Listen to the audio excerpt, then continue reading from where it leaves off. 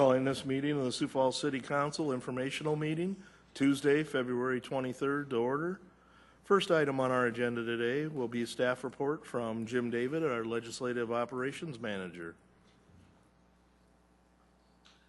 Good afternoon, City Council. Jim David, Legislative Operations Manager. The House is expected to take action on the penny for infrastructure bill, House Bill 1116 today. This bill allows municipalities the option to temporarily increase sales tax with voter approval. The extra penny could only be used for a specific capital purpose, for a specific capital or for a specific amount, and a limited time period. Last year, this proposal was approved by the Senate, but was narrowly failed in the House. A bill that is gaining momentum and would have a positive impact on sales tax revenue at the state and local level is Senate Bill 106. This legislation would impose a sales tax on remote sellers with sales exceeding $100,000 or more than 200 transactions per year. Ever since the 1992 Supreme Court decision, Quill Corporation versus North Dakota, states have been prohibited from taxing remote sales. At that time, Delaware-based Quill Corporation sold office equipment through its catalogs nationwide. The state of North Dakota tried to force Quill, which did not have a physical presence in the state, to remit or pay sales taxes. The Supreme Court ruled that the diverse sales tax system amongst the states were too complicated to impose on a business that did not have a physical presence, but the court said that Congress has the authority to allow states to collect sales taxes from remote sellers. In 2000, at the height of the dot-com boom, a nationwide effort was organized to modernize and simplify the state sales tax system. It was called the Streamlined Sales Tax Project, to which South Dakota was a leader and an early member. The project, which includes 24 states, has been unsuccessful, gaining congressional permission to levy a sales tax. Senate Bill 106 passed unanimously in the Senate and waits action in House State Affairs. Other bills that we are watching include House Bill 1092, which removes the 50% requirement for alcohol licensed establishments that wish to serve alcohol on their front sidewalk. This bill will be heard tomorrow in Senate Local Government. The House and Senate have approved House Bill 1102. This proposal allows an extra 15 days or 45 total days for complicated bids. It now awaits the governor's signature. House Bill 1091 and Senate Bill 156 allow transportation network companies, or TNCs, to operate in the state of South Dakota and exempts their vehicles from commercial license plates. House Bill 1091 passed the House overwhelmingly and awaits hearing in Senate Transportation. Senate Bill 156 passed Senate Transportation unanimously yesterday and will be on the Senate floor today or tomorrow. House Bill 1137 changes the license plate distribution formula by reducing the municipality's portion by $1.45 million and redistributes $1 million of it to the townships and $430,000 of that to the counties. The House Transportation approved that bill by 8-4. The full House is expected to take action on the bill by tomorrow. Tomorrow is the last day that a bill has to pass out of its House of origin. February 27th is the next legislative coffee. It is at 10 a.m. at the Holiday Inn City Center and includes districts 6, 9, 16, and 25. March 8th is the last day for a bill to pass both houses. March 11th, the legislature recesses, and they come back on the 29th of March for veto day. Happy to answer any of your questions. Any questions from the council? Seeing none, thank you, Jim. Moving on, we have an update from the Land Use Committee meeting, Tuesday, February 16th. Councilor Kiley. Thank you, Mr. Chairman. Following approval of minutes from the previous two meetings, we had a very lengthy discussion on arterial street water distribution platting fees, which was presented by Chad Heavey, and a motion was made to carry that forward to a city council meeting. to a first reading. And then we had another presentation regarding revisions of engineering design standards. And once again, there was a motion made to carry that forward to a first reading as well. And then we had the third boulevard discussion that has taken place before the Land Use Committee with public input, again, as there had been at the previous two meetings. Matt Tobias basically presented what had been presented previously in the month before in a PowerPoint presentation. It's just now that it was in ordinance form.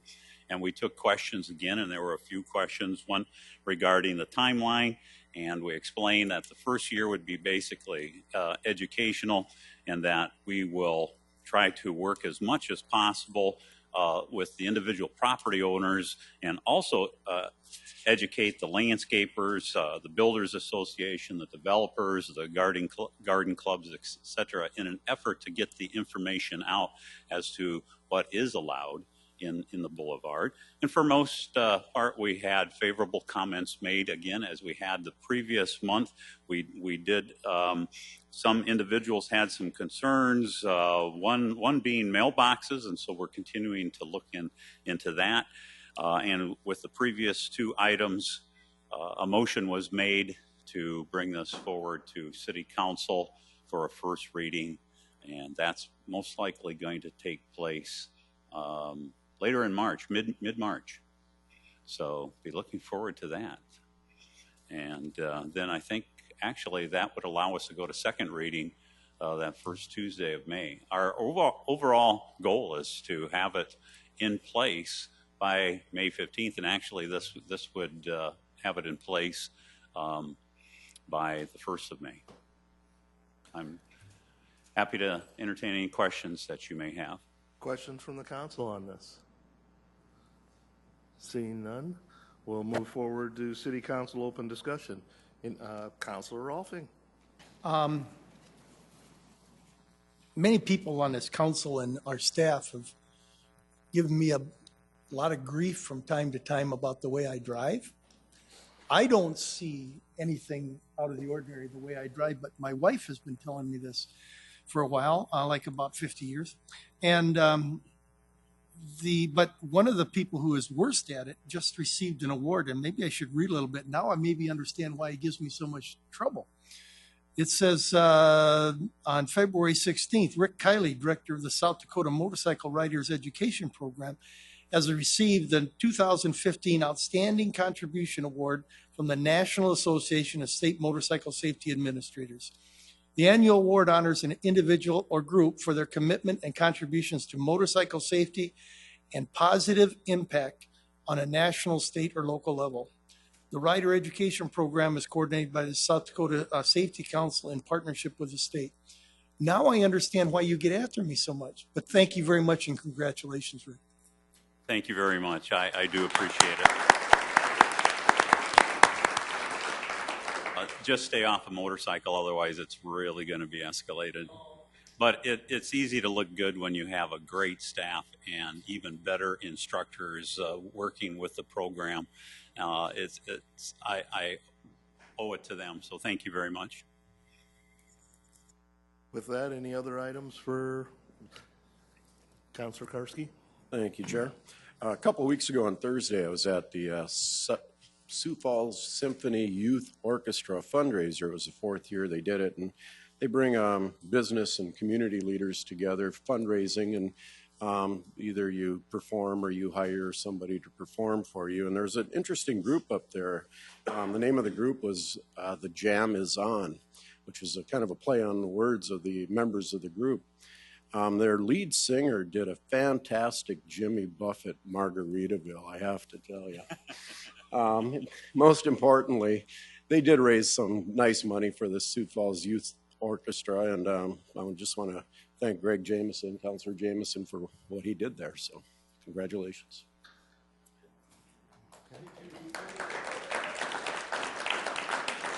Would you perform for us now? Is there a recording of this, Counselor? Or should we vote on that? Well, there is a recording on YouTube, but you know, it was quite a privilege. I've never done anything like that before in my life. I was scared to death.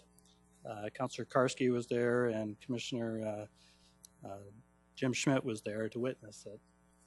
But it is on YouTube if you want, but I will not do it right now. Thank you. Any other items for open discussion? Seeing none, we'll move on to our presentations. Our presentation for today will be City Administration Building Project Update. And Good afternoon. please. Sue Kwan-Beck-Etten, Director of Central Services. Thank you for allowing us to be here today. We're going to provide you with an update on the City Administrative Office Building Project. And in today's presentation, we're going to show you what it looks like, tell you what the cost will be, discuss how we plan to pay for it, and outline the next steps in the process. I just want to begin by going through where we've been. We've been talking about space needs for quite some time. The first formal space needs study was conducted in 2007, and that addressed short-term solutions, and many of those recommendations were implemented. In 2012, we did another formal study. We addressed 3 to 5 year growth needs, and this study is the one that began to address long-term growth needs of the city. Our 5-year plan included renovating the current City Hall and leasing additional space.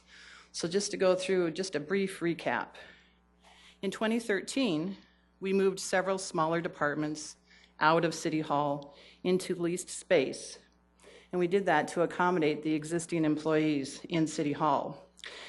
And we knew this was a stopgap measure and intended to be a short-term fix.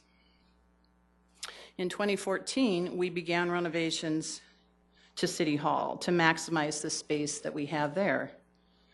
The open office concept will serve us well and will be flexible down the road no matter what departments reside there. We completed ground floor renovations first, then we tackled second floor in 2015. And even with those improvements, we still have engineering staff in the basement of City Hall because there's not room for them on second floor. We have made the necessary improvements to City Hall to ensure it remains viable far into the future. In the last 5 years, we have made significant investments to City Hall.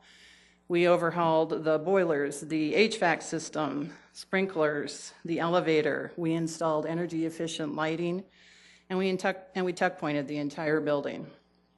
But there's no space for growth in City Hall, and we have an ongoing need for additional office space.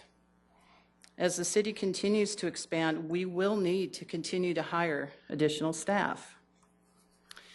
So in April of last year, we provided an overview to you of the due diligence we had been completing since 2012, and we brought forth our recommendation to build a new building. This recommendation came after researching numerous options for leased space and for the purchase of a potential existing building. We toured many existing buildings and found each of them to be unsuitable for our long-term growth needs. With your support, we have moved this project forward over the last year. Last September, we provided a project update during an informational meeting, and at that time, we laid out plans for next steps, and we anticipated then that we'd come before you first quarter of 2016 with the design and budget. In October of 2015, we came before you with the architect and engineering contract for your approval. In November, we brought forth the construction contract for your approval. And then in December, we came before you with the financial advisory and bond counsel services contract. And that brings us to today. We are right on schedule to present the building design and project budget. We have brought this project forward with the support of Councilors Anderson Jr., Rolfing, and Kiley, who have been part of the advisory team. The advisory team has met 7 times, and in addition, I have had numerous conversations with each of you to keep you apprised of the project's progress and to answer questions and concerns along the way. Just to recap our goals of the project. Number 1, prepare for growth. As the city grows, the number of employees required to serve the public also grows. And we want this building to be built to last and to be flexible enough to accommodate anticipated growth for the next 30+ years. There'll be more on that later in the presentation. We also want to improve customer service to residents by consolidating services such as Public Works admin, engineering, and utility billing all under one roof. We plan to centralize high customer service departments such as parks staff into the downtown government campus for a better customer experience. We also want to maximize the taxpayer dollar. Leasing has been a good short-term solution. If we move forward with this project, we will be able to discontinue leasing office space around City Hall. If we don't move forward with the building project, though, we are going to need to lease even more office space. And cost of construction, as you know, will only go up. A plan needs to be put in motion now to take care of space needs for the next 3 decades. Another project goal is to strengthen departmental collaboration. Today, Public Works admin, engineering, and utility billing are all in different locations, and we would be able to relocate them all to the new building. We'd also be able to strengthen communication and collaboration between Public Works and the Parks Department. And finally, we want to improve employee work environment. Some city employees, frankly, are working in a less than ideal office space today, and we need to provide good quality work areas to attract and retain good quality staff. As you're all aware, staff turnover is very expensive. There are real costs associated with hiring and training new employees. It's important in today's tight labor market to retain good quality employees, and having quality workspace is essential.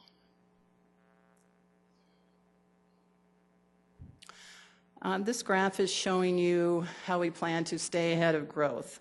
Here we're showing the population of Sioux Falls as it correlates with the number of city employees needed.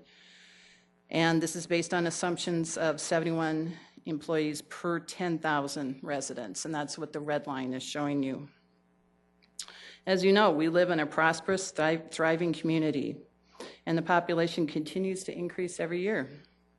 In fact, in the last 15 years, Sioux Falls grew by an Aberdeen and a Watertown, 50,000 people.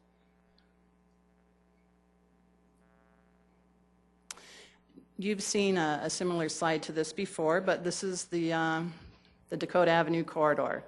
Just wanted to show you where the building location would be. It would be built on a city-owned surface parking lot north of the 8th and Dakota ramp. And you can see from this aerial view that this building is close to other city and county buildings, and we think it's a great location. It's only a block and a half from City Hall. It's adjacent to a city-owned parking ramp and a city park. And we already own the land, so no land investment is required.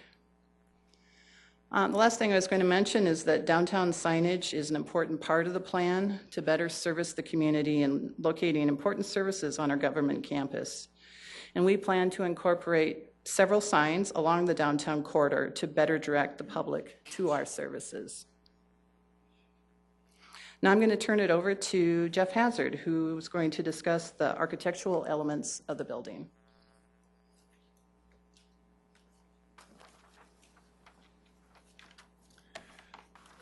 Thank you, Sue, councilors.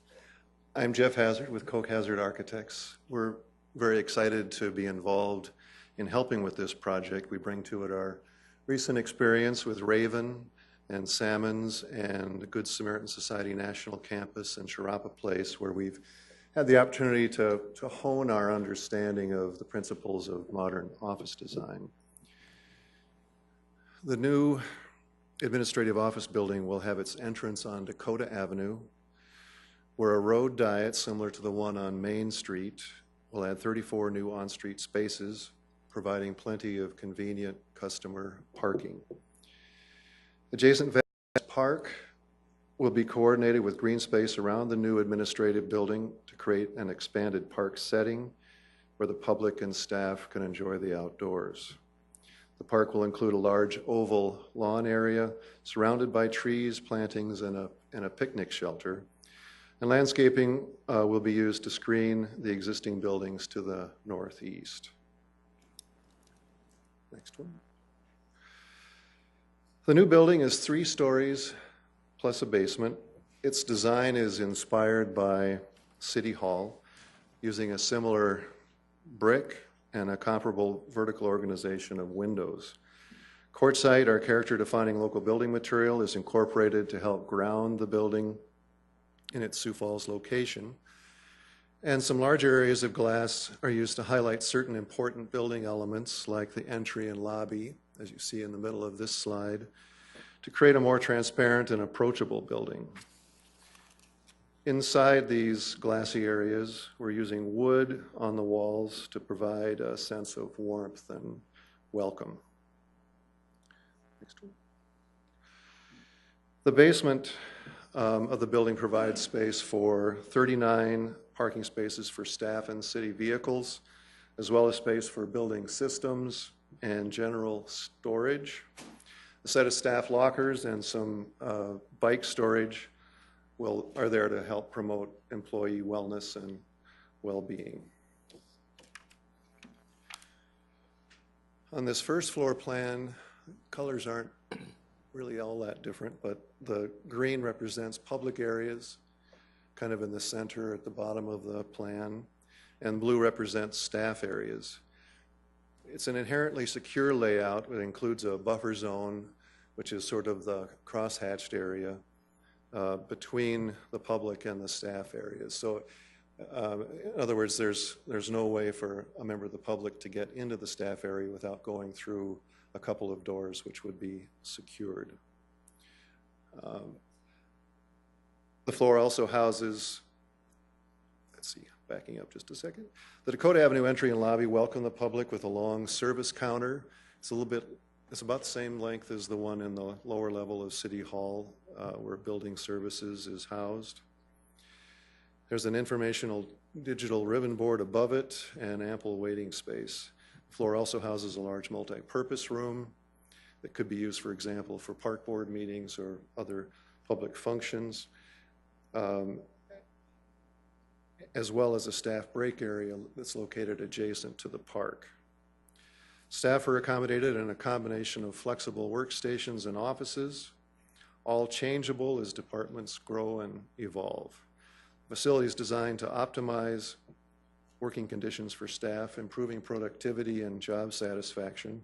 Natural light and views are available to all.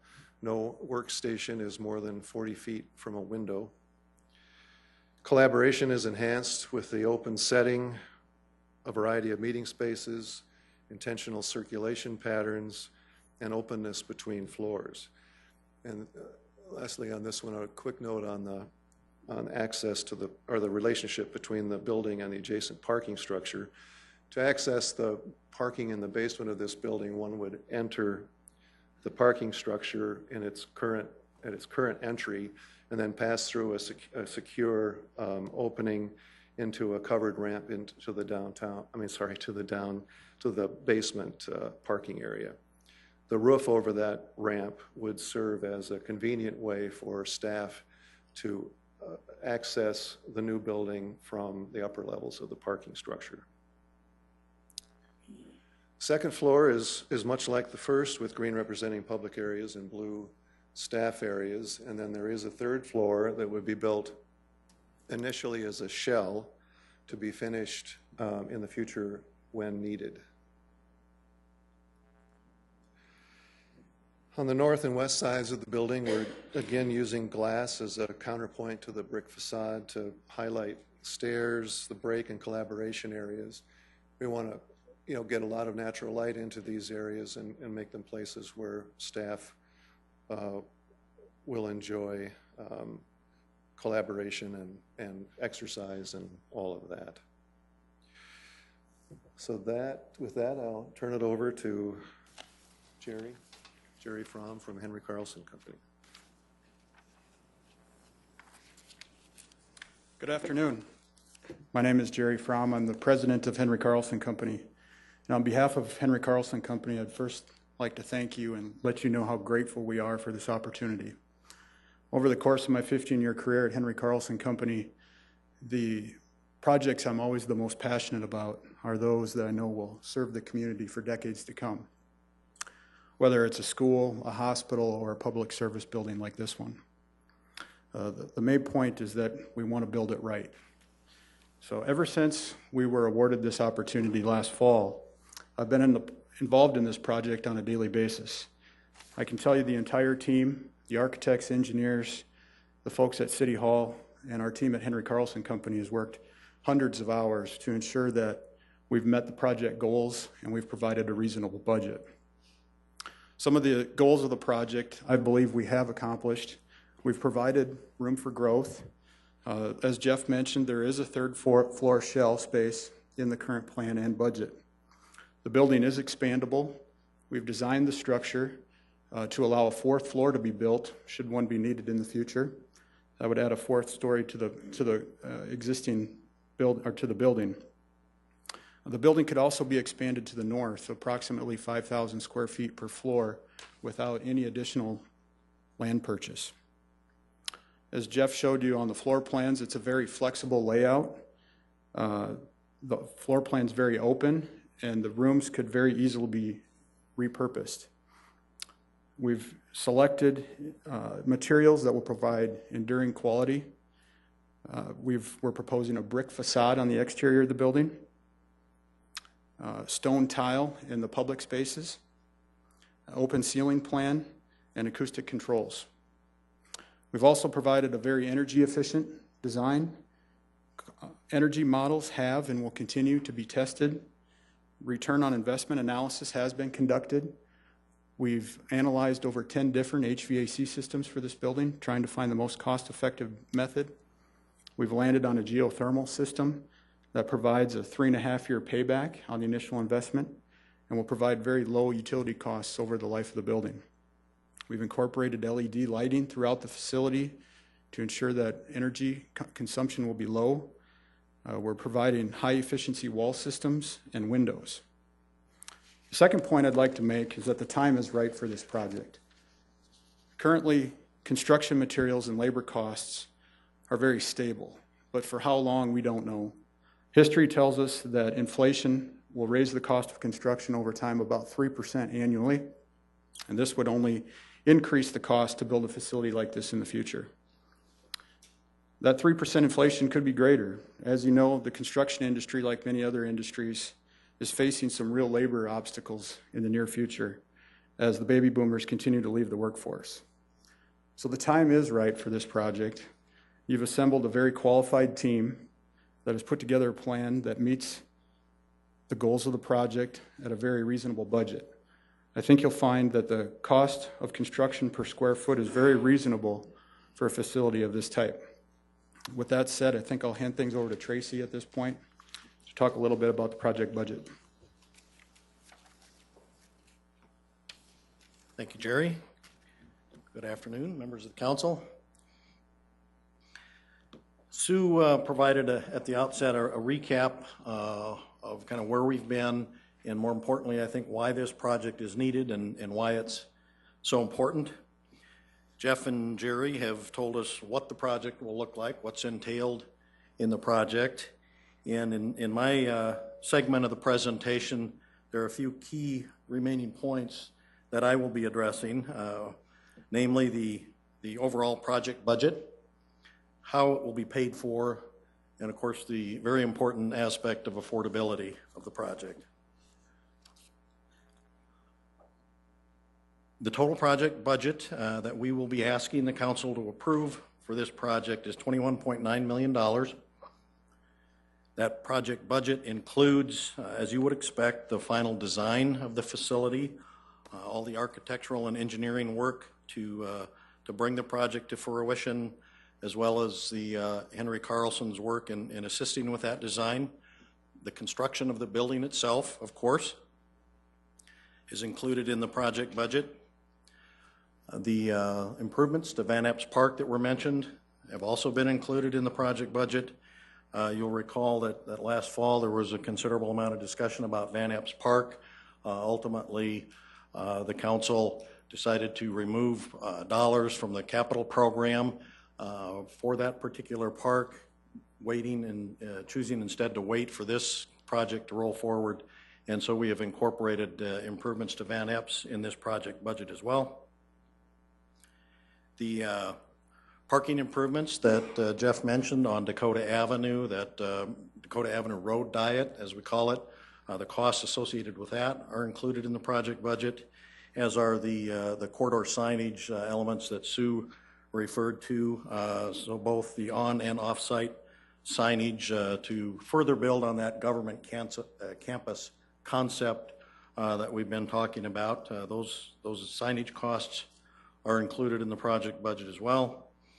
Furniture, fixtures, and equipment, of course, any construction project of this nature involves some of that. Furniture, as you would expect, some of the IT networking requirements, electronic switches for the networking system, the badge swipe access to the building, the security elements of that, cameras, that kind of thing are all included, as are interior signage requirements within the building itself are included. And as with any project, we have allocated some dollars, as we have in other larger construction projects, some dollars for legal and administrative costs, as well as an overall project contingency. So that's what the project budget looks like. The project funding, the proposed funding source has not changed from what was originally proposed back in April, as Sue mentioned when we first talked to you about this project. We are proposing that sales tax bonds be sold by competitive sale, by competitive bids. These are, as you know, we have a high bond rating for the city. The city is very solid financially.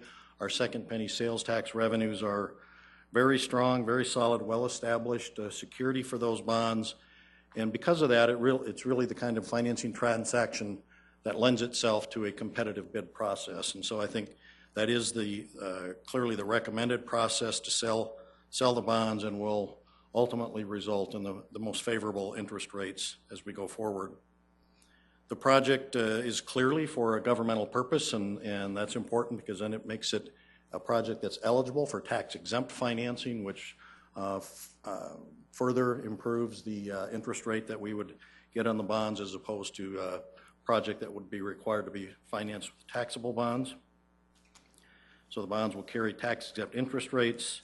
And as I mentioned to you a couple of weeks ago when I was here talking about the overall city debt picture, interest rates are still at very low by historical standards and by recent standards as well. So the interest rate market is very, very favorable at this time. We're proposing a maximum 20-year term on these sales tax bonds. As we move closer to an actual bond sale, we would certainly evaluate opportunities to shorten that by a year or two if possible. But at this point, we're recommending a 20-year maximum term to repay those bonds. The use of the bond proceeds really falls into one of these four buckets. Of course, the bond will be sized to fund the project budget of $21.9 million. That's the amount that will go into the construction fund to pay all of those things that were listed in the project budget. As we've done before, and as is typical for a sales tax revenue bond, additional bond proceeds will be put into what's called a debt service reserve fund. Those of you that were with us through the event center financing may be familiar with that. The debt service reserve fund provide an additional security to investors, those bond holders, to provide an additional assurance that the city will never be in a position where we make a late payment or are unable to make our payments. And so, in effect, by enhancing the security of the bond issue, that again helps to enhance the interest rate that we'll get on bonds. It's important to remember that these debt service reserve funds are not spent on the project. They go into a trust account that are held by a trustee and are invested in earning interest throughout the life of the bonds, and then would be used to make the final bond payment in that 20th year. Bond proceeds would also be used to fund the cost of issuance, so we've talked about that before, as well as capitalized interest fund. The cost of issuance would involve things like the bond rating agency fees, costs to get bonds rated, the underwriter that would purchase and resell the bonds on the market. We've hired a bond counsel and financial advisor. Those fees are all included in the what's called the cost of issuance. And again, those go to a trustee and are dispersed through the trustee. And then we would also fund our initial interest payment. The key point here is that the bond issue would be sized in a way that will raise $21.9 million to fund the project budget. So that's what it will cost. That's what it will, or how we are proposing to fund it. The next few slides I want to use to address the issue of affordability. And some of these slides that you'll see are similar to what I showed you folks a couple of weeks ago, have been updated to contemplate this new bond issue. One measure of affordability that we oftentimes use is a per capita debt, how much debt per person within the population of Sioux Falls, and compare that to other communities. While that's not necessarily certainly would not be the only benchmark we would utilize to make a decision, but it does give you folks, I think, an important benchmark to compare how do we look compared to some of our peer communities. And the other cities that you see on this slide are many of the same cities that internal audit uses when they do their financial ratio analysis of the city's financial statements. And we oftentimes, in a lot of different ways, compare ourselves with these communities. So you can see the per capita debt for previously issued bonds, those that are currently outstanding in Sioux Falls, is $2,258. And this is information that was updated by our PFM, our financial advisor, last fall. The additional line there, right above that, the first listing for the City of Sioux Falls simply adds to that the amount of the new bond issue. So you can see, obviously, it would increase on a per capita basis. That increase amounts to $124 per capita to a total of $2,382. So you can see we don't change in the ranking relative to these other communities, but obviously we're issuing more bonds, the per capita amount will increase. I think it's important to point out, I know Fargo and Lincoln are communities that we, like I say, in a lot of different ways, quite often we'll compare ourselves with, and both of those communities are in a position where their per capita debt amounts are about twice what Sioux Falls is. So that I think gives you some measure, some perspective of how we, clearly how we compare with those communities. But again, this is just one measure of affordability. I do want to take a few slides to look through specifically at that source of repayment that we're talking about, the second penny sales tax revenue. So I'm going to walk through a few slides relative to our second penny sales tax. This graphic is a historical picture of the growth of our second penny revenues, going back 25 years to 1990, and then through last year, our most recently completed fiscal year, 2015. You can see it's been a long, steady trend of growth over the past 25 years. In 1990, revenues were about $13.6 million. Last year, 25 years later, then those revenues from that second penny sales tax grew to $58.1 million. That's more than a 300% increase over that 25-year period of time. And it really translates to a 6% average annual increase in that revenue source. So that's the kind of thing that really gets bond rating agencies excited. They love to see that kind of long history, that track record of steady, solid growth, and that revenue source that's securing those bonds. And this graphic really is a major part of the story behind the city's strong bond rating that we have. Of course, when considering selling bonds, the past is important. That's one of the key sources of information that bond rating agencies look to is historical data. But what really is important, what really matters, is the future. And so we have to consider what might happen in the future. We want to be very cautious not to assume that history will necessarily repeat itself. And so when we look at potentially issuing bonds for a project, we want to take a very conservative approach and stress test the financial affordability aspect as we do that. So this graphic is looking forward 25 years. The previous one looked back 25, but this would look forward 25 years and shows you what the second penny revenues would be if we assume that rather than 6%, they grow at only 3% for the next 25 years. So you can see if we grow at 3% this year over last year, 2016, our revenues would amount to about $60 million from that second penny sales tax. Rolling ahead then 25 years out to 2040, those revenues at 3% annual growth rate would grow to a little over $120 million. So that's kind of the long-term perspective on projecting in a very conservative way how we might expect those revenues to grow. As you folks know, we currently have some bonds that are being repaid with second penny revenue. So some of those dollars in the future are already obligated to pay principal and interest on currently existing bonds. And so I want to show you what that looks like going forward when we assume the 3% annual growth rate. So this is the same 25-year forward-looking revenue chart based on that 3% annual growth in revenue.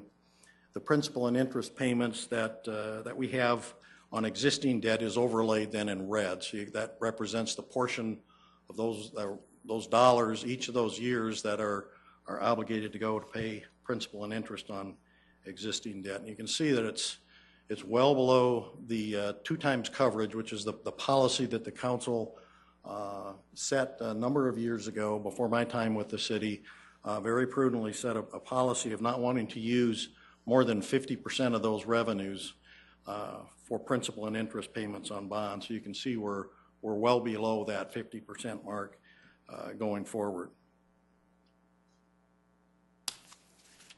Another thing I'd point out here, the final payment on our currently outstanding sales tax bonds would occur in 2033. That would be the final payment on the event center bonds, so that at that point all of our currently existing sales tax bonds would be paid off. Now, of course, if we see this revenue source grow in the next 25 years like we have over the past 25 years, the blue bars would extend considerably higher. In fact, by 2040, at a 3% growth rate, as I mentioned, that will grow to a little over $120 million. If history repeats itself at 6% growth for the next 25 years, rather than 120, it would be $250 million. So that gives you a little flavor for how conservative I think we're being in this analysis. And I think this picture goes a long ways toward depicting the manageable level of debt that the city currently has that are being paid from our second penny sales tax revenues. On the next slide, I've updated this one from what I showed you a couple weeks ago to include the estimated principal and interest payments on the new bonds that we're proposing. So this graphic, overall, the bars remain unchanged. You can see the total revenue in 2016 would be $60 million with a 3% growth, growing to $120 million by 2040. The red portion, of course, remains the same. Those are the currently outstanding bonds, the principal and interest payments on those. But I've overlaid the little green slice, at least it shows up as green on my computer, but that starting in 2017 and for the next 20 years, then this new bond issue would be overlaid on top of that. through 2036. So you can see this new bond would provide a very modest increase in the overall debt service costs that are paid from our second penny revenues. And I think more than anything else that I could show you or that I could say to you, really in a single picture demonstrates and addresses the issue of financial affordability of this particular proposed bond issue. This project clearly is financially affordable for the city of Sioux Falls. So today we've provided the final key pieces of information we've been promising you folks so that you can make a well-informed decision about building this office building project. Today we've shared what the project will look like, the budget that's needed to complete the project. We've shared how it will be paid for. And you've heard many times over the past year and again today about the need and the importance of this project. You folks have been supportive in moving along the path that we've been on, and that path that will soon bring us to an important decision point for you folks next month. The key decision for the council will come before you in the form of a bond ordinance that would provide the financing for this project. So next week on the 1st of March, the bond ordinance would be placed on first reading. The following week, we anticipate second reading and your decision then on that ordinance. If you do approve the bond ordinance, then that would initiate the next phase of the contracts that we have with our architect and our construction manager. So they would go to work to finalize that design and build a building. And of course, the other thing that would be initiated is the process of carrying out that ordinance and selling the bonds to provide that financing. With that, Sue and I and the rest of the team are be happy to stand by and take any questions you folks have. Thank you. Thank you, Tracy. Thank you. Let's see. Questions from the council? Councilor Staggers? Sue, I don't know, maybe you could answer this question. We're building a new administrative building, but then in the process, we're going to be taking employees out of other buildings that we have. How many buildings is that going to be? Well, what we're considering right now is the Parks Administration building that is at 6th and Phillips.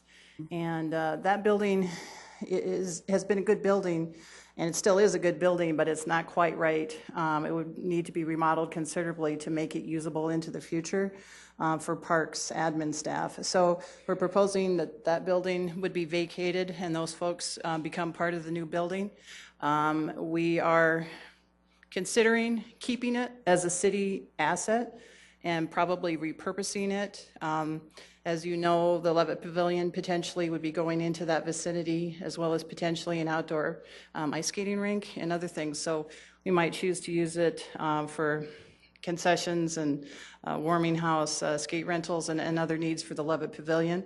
So as it stands right now, that's our plan for that building, although we might consider selling it as well. But we have a couple years to decide that. The other building in question is the utility billing building, and that one's out by the event center complex. And it's a smaller building, but we're considering keeping that as a city asset as well. We have found that we have significant storage needs for SMG out at the event center complex.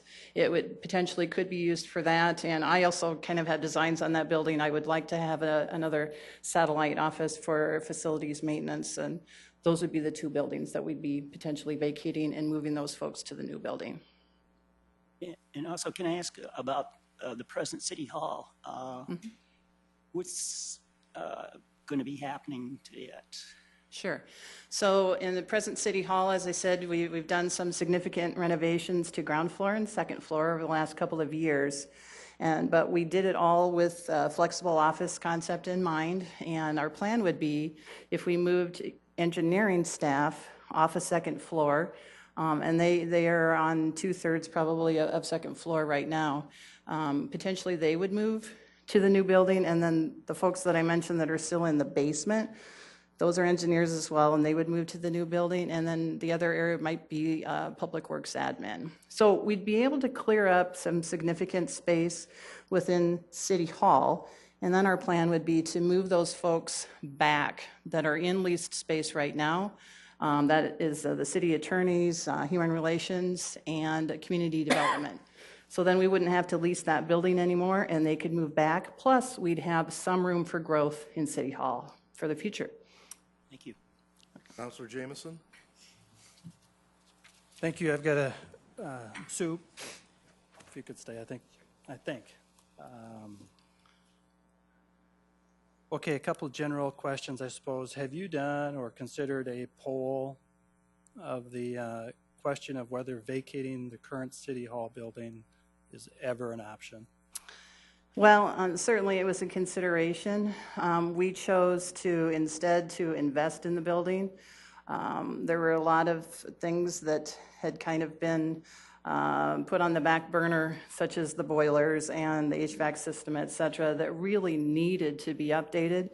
And so we chose to invest those dollars into the mechanical systems and the lighting in that building, improve the air quality and so on. So the building has been in existence for now 81 years. It's a good, solid building. It's worked well for city government, and especially now that we've been able to open up a lot of the, and remove a lot of the drywall, we have been able to maximize the space there. So our thoughts right now is that we have no plans to vacate City Hall. We like it, and it's of historic significance to the community, and we'd like to stay there. Right, I like it too. The dollar amount, though, that has been kind of spent on it in recent years, what is that number? It's approximately $5 million, and that would include all of the things that I mentioned before, plus some other additional, but the main ones would be the HVAC system, which was about $1.1 million. We replaced the boilers, we replaced the elevator, we tuck pointed the entire building, but we did that over 4 years because each side is fairly expensive.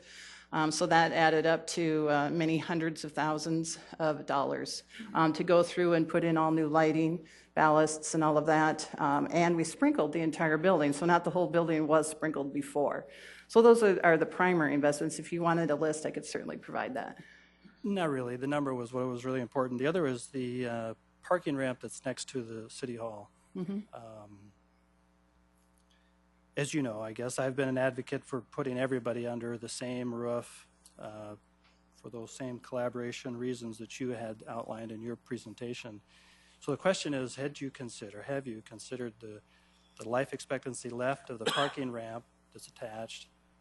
And what would be the option of removing that, adding our building there so that everybody could still be together, and as well as that other annex building there that's right there?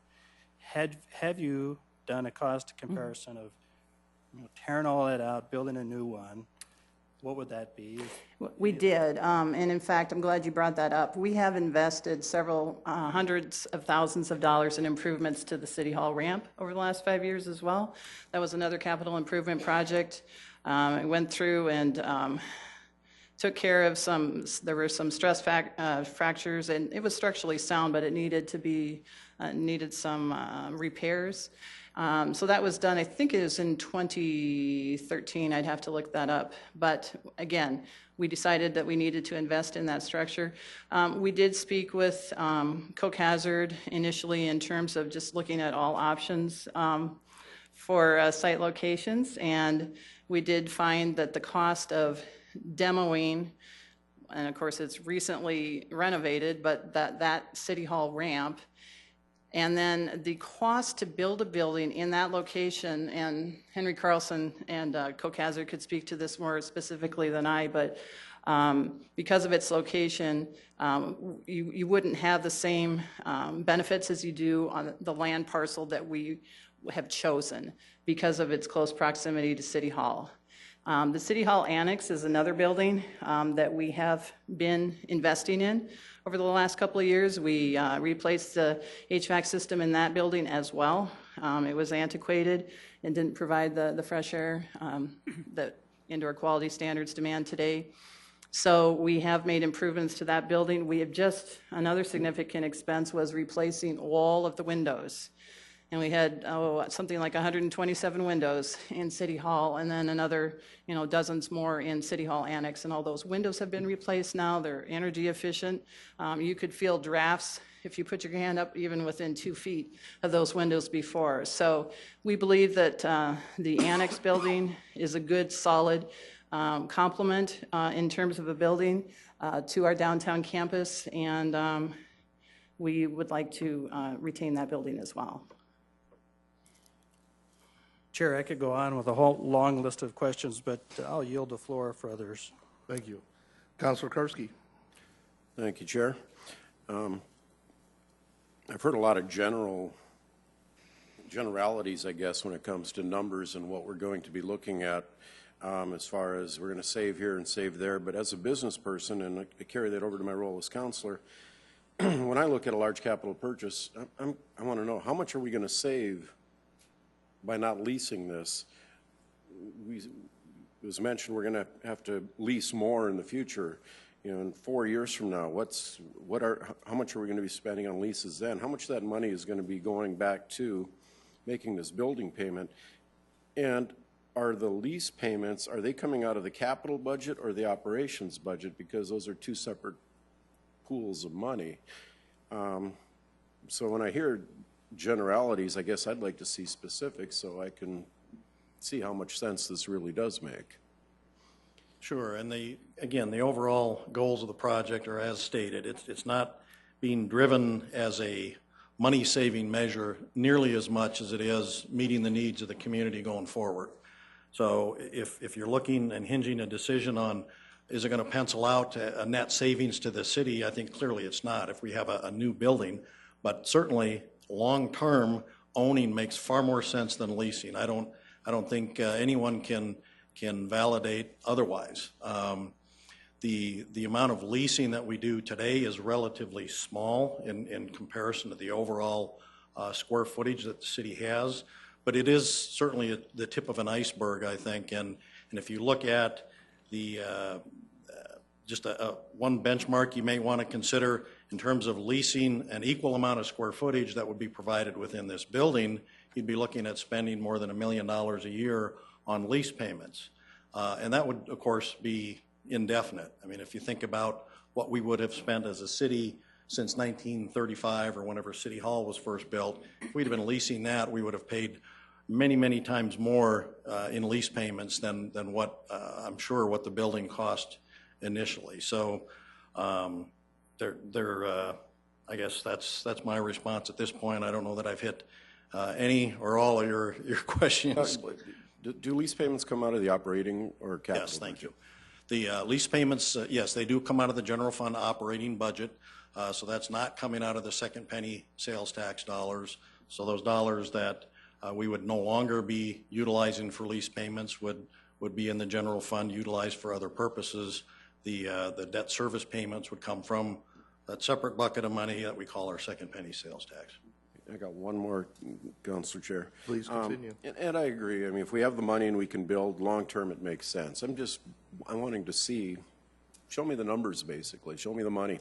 A couple weeks ago, we talked about what's good debt and what's bad debt for the city. And one of the things you said that a good way to use debt is for buildings, capital purchases. Bad way would be for street repairs. We're including the Main Avenue Diet in the $21 million bond. Why is that part of this when that's kind of a street project? And when I look at $21,900,000, and we're looking at 60,000 square feet, I think is the number of square footage in this building, correct me if I'm wrong, that's $365 a square foot. So I know that we have FF and E in there, but when we look at building a building or cost to construct, can we drill down into that number a little bit?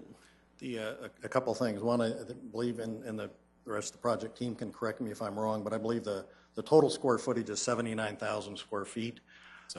So that would bring that, if you were doing the math, bring that per square foot cost down to somewhere around, Jerry, $2 277 total. In relation to the road diet, the street improvements, a couple of thoughts there. One is, I know there have been times in the past where projects maybe result in other costs somewhere else, and we wanted to be as comprehensive as we can and capture all the impacts of this project, including that. But with that said, the road diet costs are really very, very minor. I think it's less than $100,000, but it's part of this project, and I think it should be because it's being done to capture the additional parking in front of the building, so the public can have a good access to parking. If you were going to build an off-street parking lot to serve a project, you would certainly make that part of the project, and that's the motivation on the road diet, is to capture that parking. Yeah. Again, I have others, but I'll yield the floor. Okay. Councilor Rolfing? Yes, Sue, I think I need Sue.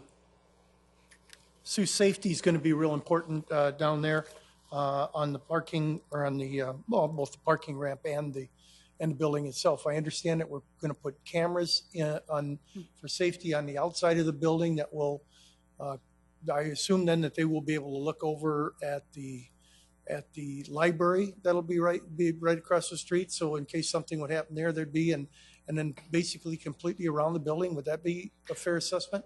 Yes, we are definitely planning to include cameras, surveillance cameras. We'll work with our vendor on those particulars in terms of the positioning of each one. But yes, our intent is to have cameras both inside and outside of the building, as well as we'll have badge swipe access to all the employee entrances and to many of the interior doors. Okay, super.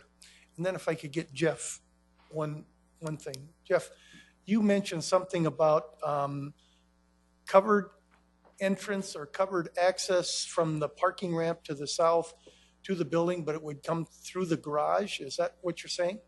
I did say that, yes. So the people would. You'd enter the garage, the existing parking structure the same way you do now. Right. And you'd make a little bit of a left turn and then go through a garage door, and then there'd be a ramp down to the basement of the. Okay, but what about the people that would be parking in the ramp? Will they have a way? There'd be no change for them. They'd come in the front door? They would come in the same. Yeah, the people that would be parking in the current parking structure would really notice very little, if any, change. Okay, there won't be a ramp or a skyway or something go across to the building itself. Oh, okay. There had been some discussion about having an enclosed skyway, but because we're covering the ramp down to the basement for a variety of reasons, including keeping the ice off of it, we have a convenient way for people to get from the second level of the parking structure right across into the second level of the new administrative office building. So we're not enclosing that. We're not building a glass enclosure. It's just, we ended up putting the building quite close to the parking structure in order to leave more space to the north for landscaping, for the park extension, and for potential future expansion. So there really is not a lot of space between the parking structure and the new building. So it's just a quick walk across the it'd be a paved roof area to the entry, to the administrative building. Okay, understand that. Those were my questions. Thank you. Okay. Councilor Erpenbach? I had my questions answered. Thank you. All right. Councilor Erickson? Thank you. I have a few have been answered, so thank you for that. I guess I'll ask Tracy. I guess I'll start with Tracy. Will we be paying the principal and interest, or are these just interest-only payments as we start for the debt services? The first principal payment would be made next year. So, and that's typical. The year after you borrow the money, you begin making your principal payments. Principal and interest on it. It's not principal just, and interest. Yeah, okay. Right. Yeah, we've got to pay the interest. Yep. Did we do the same for the event center, or was that just starting out as interest only? No, there were no interest-only payments, except in the year of, the year the bonds are sold. There's a period of time between the day the bonds are sold and your interest payments are due May 15th and November 15th. So, for example, if we sell bonds this year on, let's say, July 1st, there will be interest accumulating from July 1st to November 15th. And that would be the only payment that does not include principal. But going forward then, beginning in 17, there would be principal payments, and that's exactly the way the event center bonds were done. Same thing. Okay. And then can you, on the breakout of the improvements, I don't know if that's you or Sue, I know we were given the $21.9 million, and I have asked for that to be broken out as far as what is the actual building, what is, each of these are line itemed out, but there's not a cost. So what are we paying for Van Epps? What are we paying for on-street parking improvements? That sounded about 100,000, I know you said, et cetera, down the list, just to kind of piece it out to know where each pot of money is going. Right, and if this project is approved and we do move forward, we would provide that breakdown each time we provide you with an update, just as we have on other projects. So they might be grouped or categorized a little bit differently than what you've just asked for. But I can give you a kind of a thumbnail breakdown right now of that 21.9 million. 18.4 would be for construction, and that would include all the construction to be done, including several of the items you mentioned, the building itself, the park improvements, and so forth. Professional fees, and that would be primarily design, is about 1.1 million. The FF&E is a little under $900,000, and the rest is primarily contingency funds, about 1.4 million in contingency. So if we were to break apart the building construction and Van Epps, what would Van Epps be? What portion would Van Epps be? I believe Van Epps, the construction costs for that are something less than $300,000. Because I know originally we had in our CIP, we had, I think, 471,000, so I'm not sure. For construction only, yeah, right. For Van Epps, it was 85,000 for design in 2016, and 2017 to 2020 was 471, so that's gone down significantly. I think a total of then. 550 something. Mm-hmm. Right, okay, awesome. And then we've heard a lot about building for growth in talking about that. I know we've been talking about this project for some time, and I was under the impression that we would be selling or getting rid of or purging some of the additional properties that we have. That was, I think, one of the selling points in the beginning was that, and I understand needs change, we might repurpose, whatever, I get it.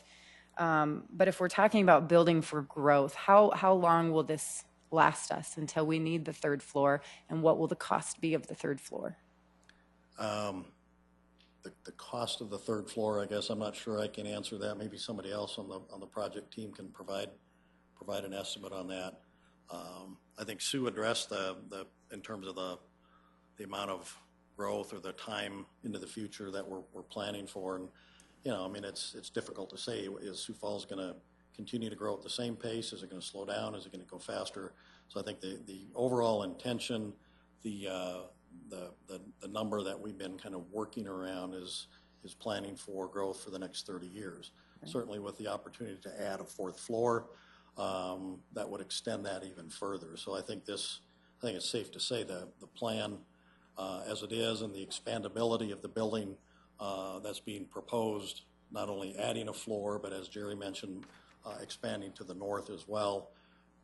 Gosh, it's going to set the city up for office space for many, many decades, in my view. Right.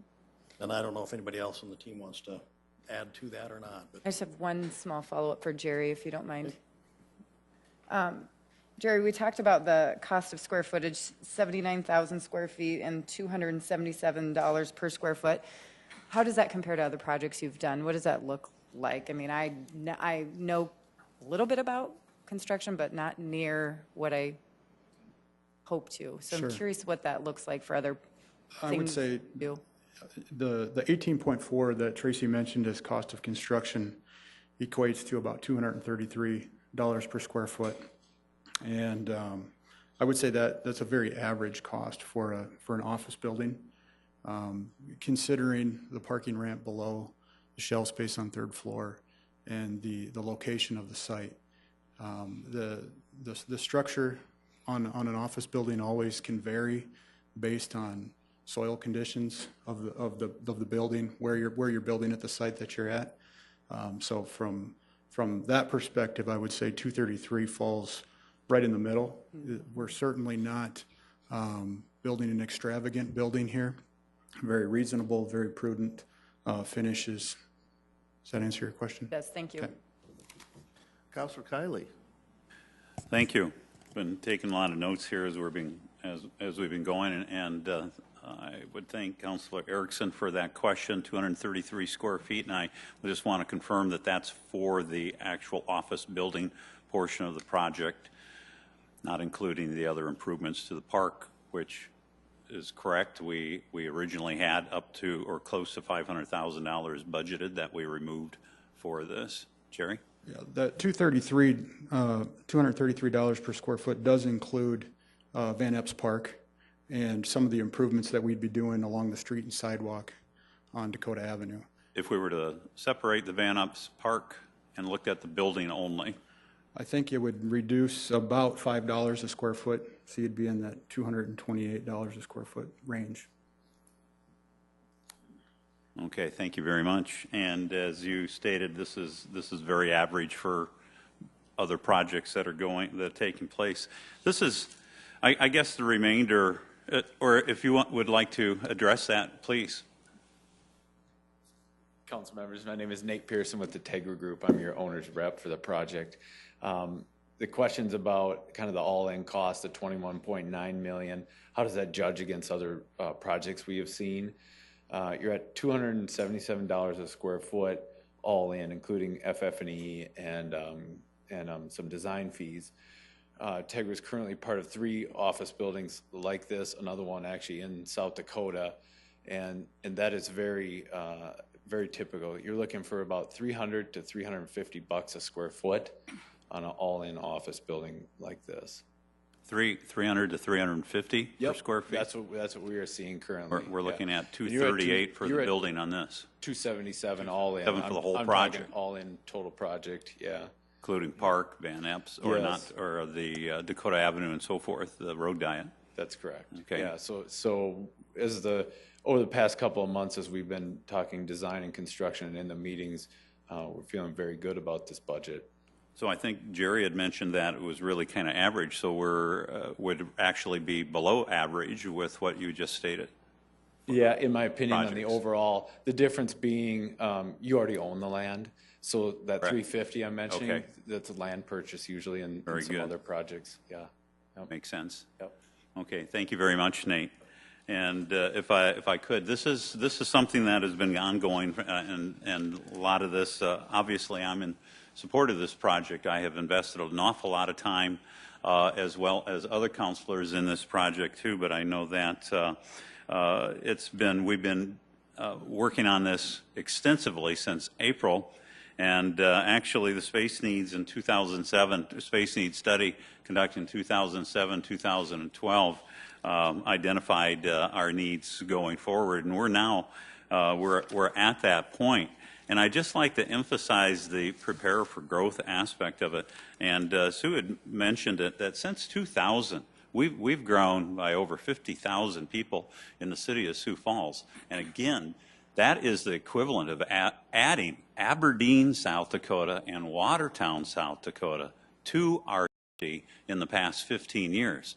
So that is an example of how fast we are growing. We're actually growing in excess of a Canton, South Dakota, every single year.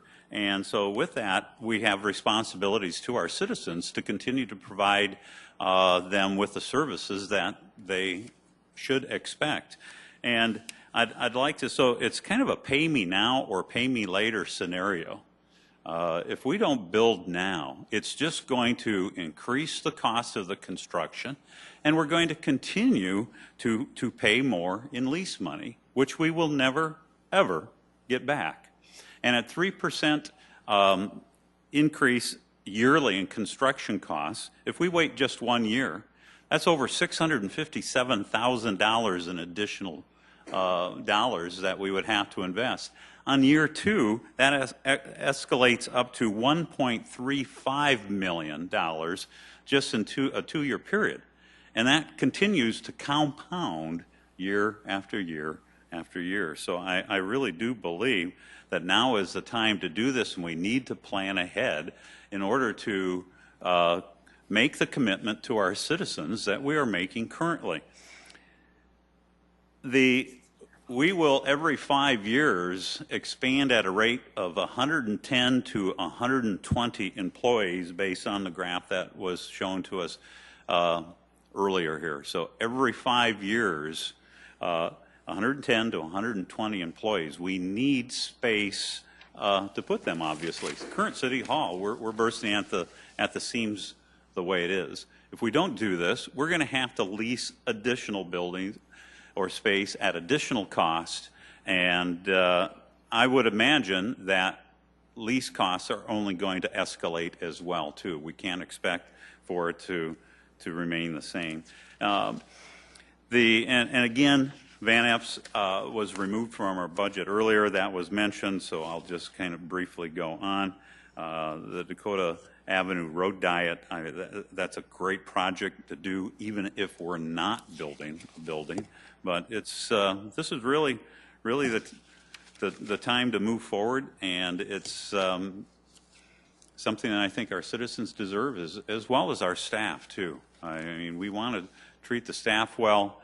We want to provide them with an environment that enables them to perform at the top of their abilities to provide those services to our citizens. Councilor Rolfing. Yeah, just a couple extra things. Councilor Jameson, I was with you on, as Sue knows, I've had him do a significant amount of work on that, tearing down that parking ramp and having a campus that was one building basically that people could walk back and forth. But I've been convinced that it would not be cost effective to do that, and so I went with that, with what the experts are telling me. Secondly, I also was thinking ahead from the standpoint of saying, well, we're building the foundation to put 4 floors, the 4th floor on if we need to. Why not a 5th and why not a 6th?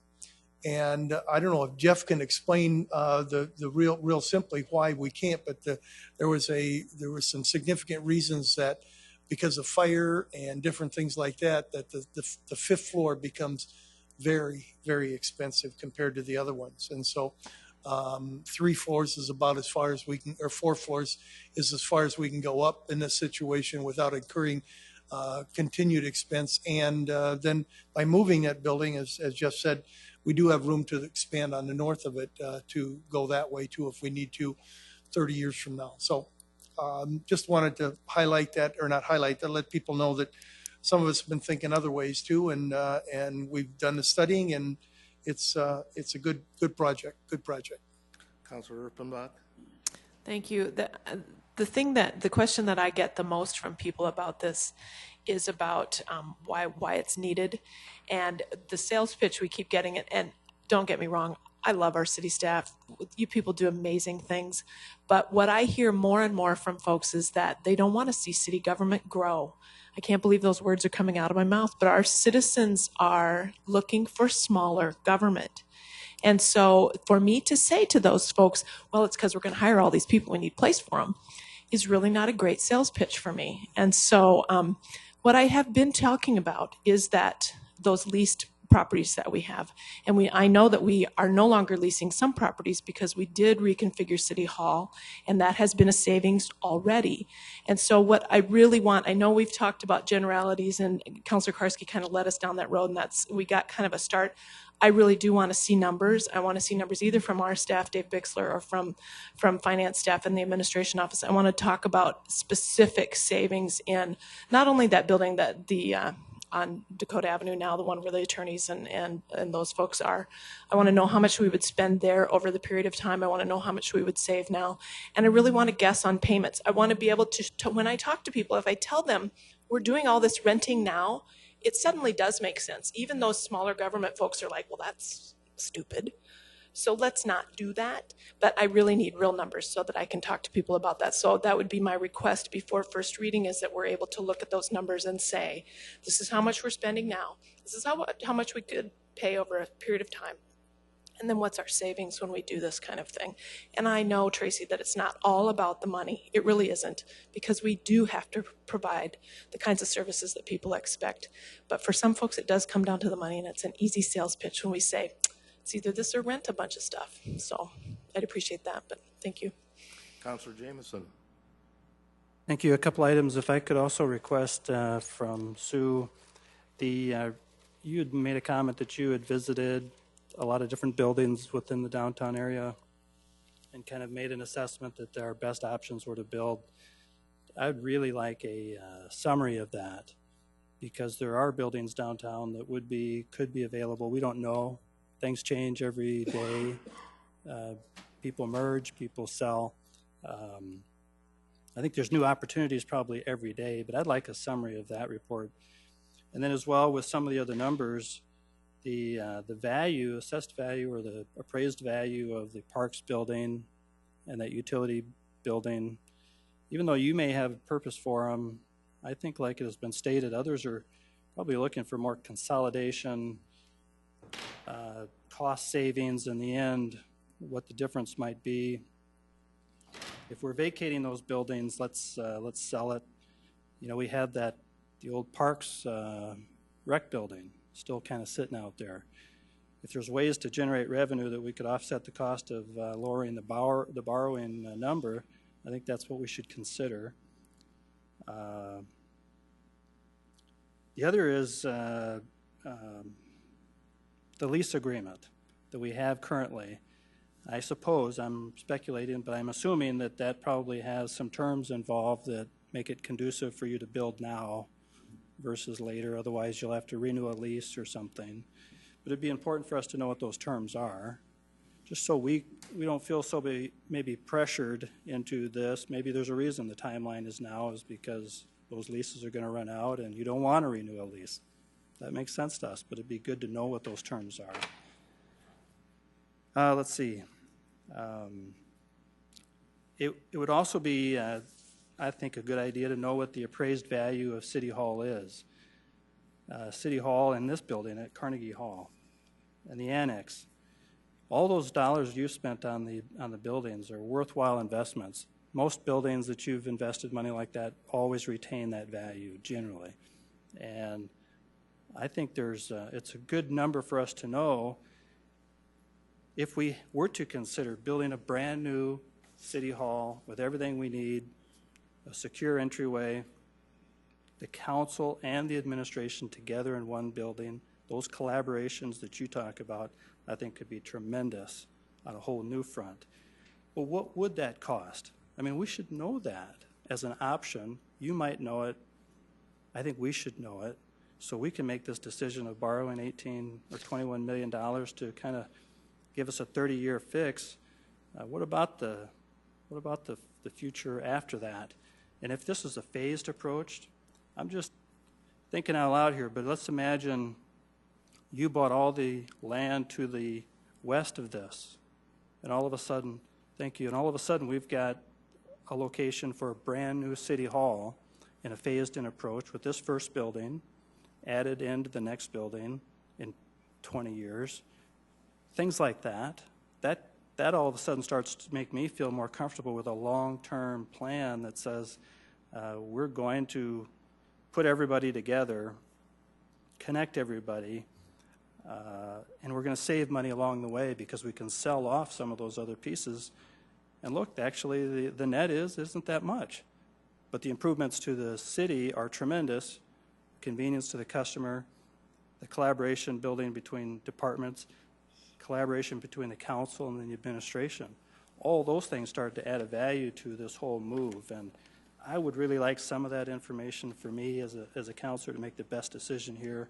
It's probably a lot, but this is a big deal, and I'd just like as much information as I can. So thank you. Great conversation. Any other questions from council members? I have one, Tracy.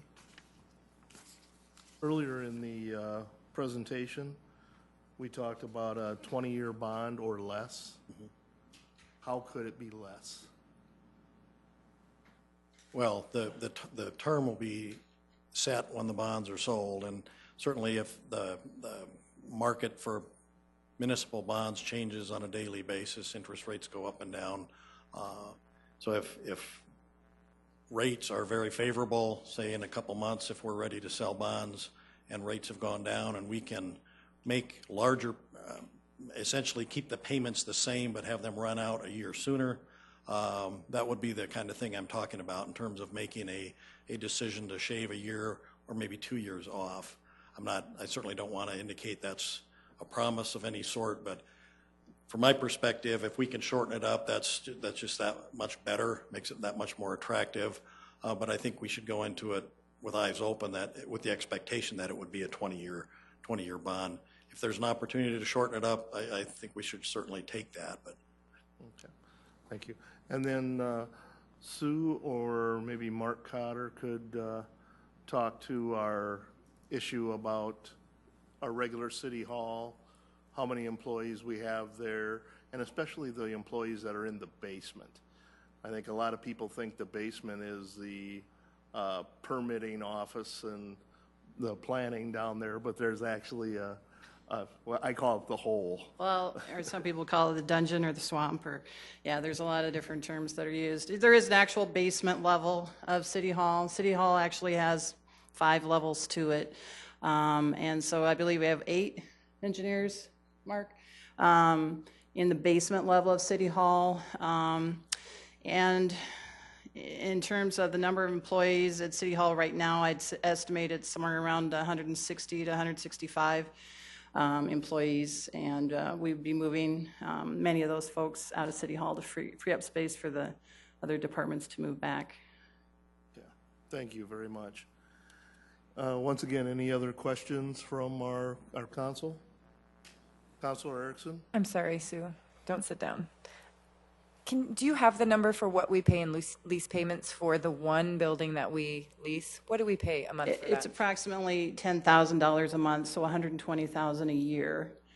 It does go up incrementally. I think the first 2 years we're at a base rate, and then each year they're going up incrementally after that. I believe I'll have to double check, but I think we have a 3-year lease with an option to extend twice by 1 additional year, so I think we're covered through 2018, or the spring of 2018, if we choose to continue to stay there. Okay. And then I know there was a lot of other information here requested from many different counselors today. This is a big decision. I mean, this is a really, I mean, we're talking about a big decision, and you know, if you do the equation of what we are spending, it maybe comes out to a couple percentages and doesn't seem like it's that big of a deal in the big scheme of things, but it is a big deal. And certainly we have to answer to our constituents as far as why we are or are not approving. You fill in the blank. So I'd ask that you and whoever was asked the questions, if we could get those to us right away. I know the reading is next Tuesday, and we do not have a lot of time to review that information. So I'd ask that we get that information right away, or potentially look at delaying it a week so we can review that information to make sure that we're making the best decision possible with what we have. I understand. And yes, I do have a list ready. As we were going through over the 3-year period and vetting through various options for possible lease or purchase, I can certainly provide that list to you as early as tomorrow. And we'll work on the other items that were requested. In terms of appraised value, we'll need to work with the real estate team to see if we have those numbers readily available, or if not, if we can obtain them quickly for you. Thank you. Councilor Erpenbach? I just, Councilor Erickson's right. I'm not comfortable with having second reading so close. So when we get to that point, I'd like council to think about delaying it at least another week in between. I mean, we can certainly do first reading March 1st, but you know, we're going to have all this material that we've all asked for, lots of things tonight. You know, that March 1st, I hate to tell you, it's just next week, so that's not very far away, as much as we don't want our lives to speed by, but March 8th is just not enough time. I don't think. That would be my opinion. So, Councilor Conley? I just want to ask Sue for clarification. $10,000 for lease payments, was that a monthly payment, yearly payment? Could you repeat that, please? It's a monthly payment. Monthly payment. And it's 120, round figures, 120,000. It's slightly less than that, but round figures 120,000 annually. Okay, thank you. Councilor Erickson's right. Is utilities included in that? utilities in that, Sue? Sorry.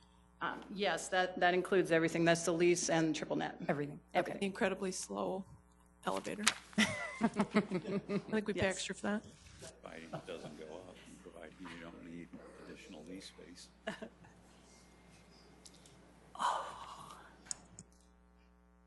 Okay, any other questions? Any other subjects as we move forward? Seeing none, this meeting is now adjourned.